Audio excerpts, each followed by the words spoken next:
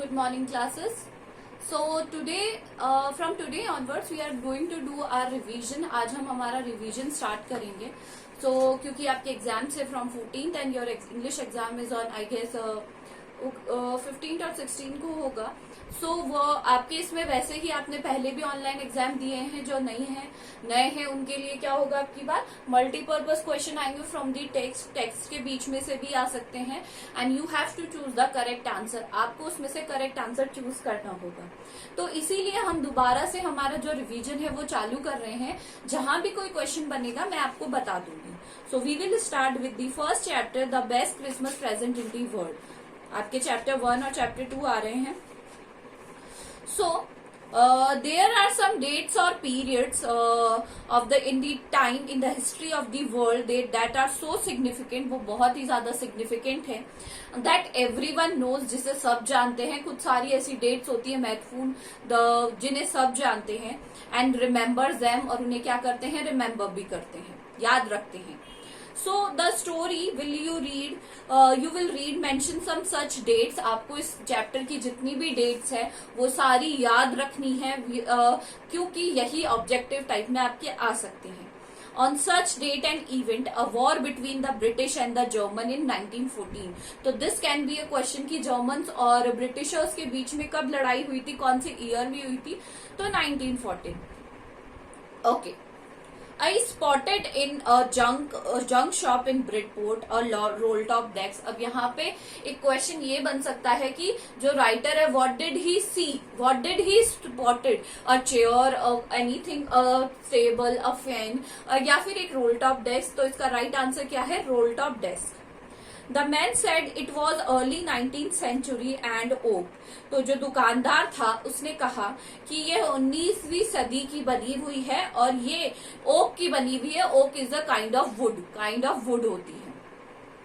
I had wanted one, मुझे चाहिए थी, but they were far too expensive. अब यहाँ पे भी एक क्वेश्चन बन सकता है कि राइटर क्यों नहीं खरीद पा रहे थे, क्या उनके पास नहीं थी, उन्हें मिली नहीं थी. बट इसका राइट आंसर है क्योंकि वो उनकी अफोर्डेबल नहीं थी, क्योंकि वो बहुत ही ज्यादा क्या थी, महंगी थी. This was in a bad condition. अब ये जो टेबल थी ये बहुत बुरी कंडीशन में थी.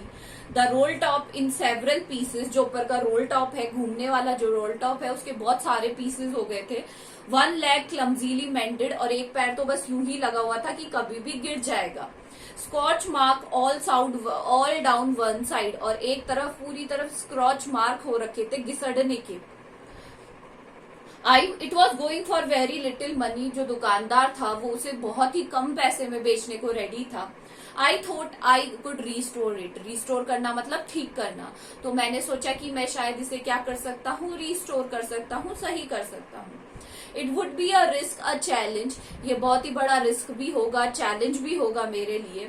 But I have to do it. मुझे ये करना ही पड़ेगा. I paid the man and brought it back to my workroom at the back of the garage. मैं उसे मैन को पैसे दिए, दुकानदार को, और उसे लेकर कहाँ आ गया, अपने गैराज में. अब ये क्वेश्चन बन सकता है कि वो उसे लेकर कहाँ गए, अपने घर गए कि कहाँ पे शॉप पे गए या गैराज में गए. तो यहाँ पे टिक दी करेक्ट आंसर में आपको ये चूज करना है. I began it work on it Christmas eve. और मैंने क्रिसमस ईव होती है, मैंने 1000 बार बताया आपको, क्रिसमस ईव होती है क्रिसमस के एक दिन पहले वाली शाम. उस दिन मैंने इस पर काम शुरू किया.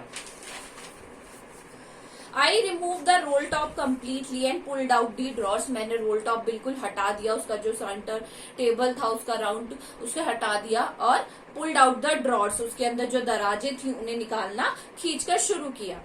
The veneer had almost lifted everywhere. और जो सजावट के लिए ऊपर उसके ऊपर लकड़ी लगी हुई थी वो हर जगह से क्या हो रही थी, उखड़ गई थी हर जगह से. It look like water damage to me. और मुझे लगा कि किसकी वजह से ये वाटर डैमेज के कारण.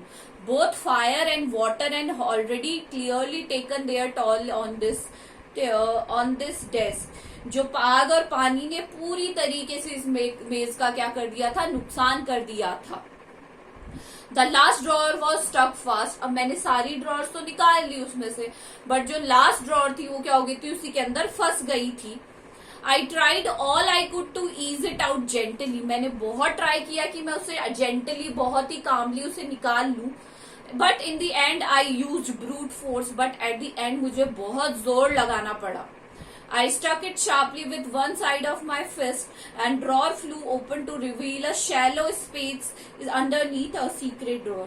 मैंने जैसे ही उसे खींच के बाहर निकाला, मैंने देखा कि वहां पे एक खोखला सा स्पेस है और वहां पर एक और ड्रॉर है, एक गुप्त दराज है, एक सीक्रेट ड्रॉर है.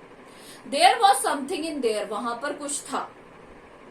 I reached in and took out a small tin box. मैंने उसके अंदर से एक small tin box निकाला.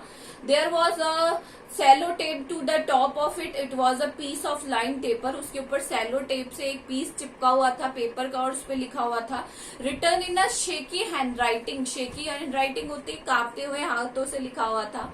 Gyms last letter. जिम का लास्ट लेटर. किसका लेटर? जिम का लास्ट लेटर. क्वेश्चन बन सकता है.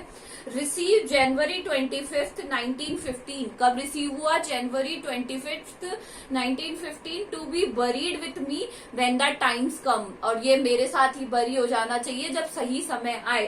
तो you must remember the date, that is January 15 टू कौन सी हो गई? 1915.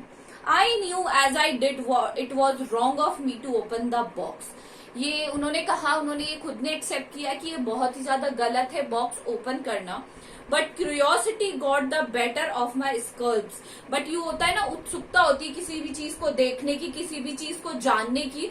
उसके कारण उन्होंने क्या किया? उसको ओपन किया. It usually does. और ये सबके साथ ही होता है कि हमारे सामने कोई ऐसी चीज पड़ी होती है जिसके अंदर कुछ ना कुछ ऐसा है और हमें मना कर दिया जाए या हमें कहा जाए कि हमें इसे ओपन नहीं करना है, तो हम जानबूझ के उसे क्या करते हैं? ओपन करते हैं. ये यूजुअली होता है सबके साथ. Inside the box there was an envelope. और उस बॉक्स के अंदर एक एनविलोप था, एक लिफाफा था. The address read Mrs Jim McPherson 12 Copper Beeches Bridport Dorset. ये एड्रेस आपको ध्यान रखना है. उस पर एक एड्रेस लिखा हुआ था जो कि इसके लिए था, जिम मैकपर्सन के लिए, 12 Copper Beeches Bridport Dorset. I took out the letter and unfolded it. मैंने लेटर निकाला और उसे अनफोल्ड किया, खोला. It was written in pencil and dated on the top December 26, 1914. और उसपे पेंसिल पे ऊपर डेट लिखी हुई थी December 26, 1914. You must remember the dates and the year also. Okay.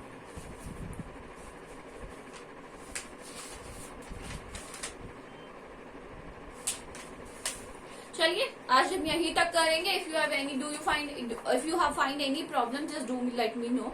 This is all for today. Thank you. Just revise the chapter.